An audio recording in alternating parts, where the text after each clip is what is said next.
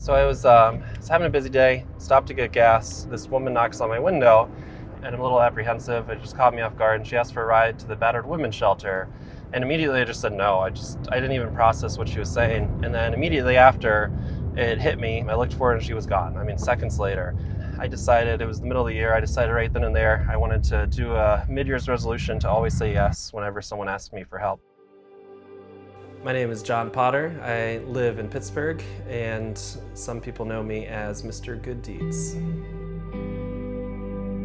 At 18, I was kind of kicked out, kind of ran away. I started hitchhiking. I traveled around the world and just saw a bunch of cool things and amazing people, and was trying to figure out who I was. It was years later, once I was done traveling, that I realized, all the experiences I had was because of people's kindness. And it kind of hit me, this weight of gratitude that I was here, I was even alive because other people were kind to me, a total stranger. Like everyone does, I was caught up in a rut. I was thinking that I was doing good, but I was only helping people when I wanted to and when it was convenient. And then one day, I was at this gas station and this woman knocked on my window and asked for a ride to the battered women's shelter, and I immediately said no. I didn't even think about it. And in that moment, that was it. I had to say yes right then and there, and I said no. And then seconds later, when I realized what happened, she was gone. And that was the moment that kind of formed me to only say yes when people asked me for help. I actually sought out some good deeds. On the Pittsburgh subreddit, people would post and would ask for help, and I was just loving doing this so much that I would actually message them and say, hey, I can help you with this, or hey, I can do that. And it was anything from cat sitting to, like fixing a roof again. And it was just a whole spectrum of things. So I kind of made a name for myself, and a lot of people started following what I was doing, and people asked me, hey, how can I be like you? And this kind of culminated in creating Pittsburgh Good Deeds. Pittsburgh Good Deeds is a great way to connect those who need help to those who want to help. And I got better at, being kind, and it's like this muscle that I grew. And years later, it's almost effortless to help people.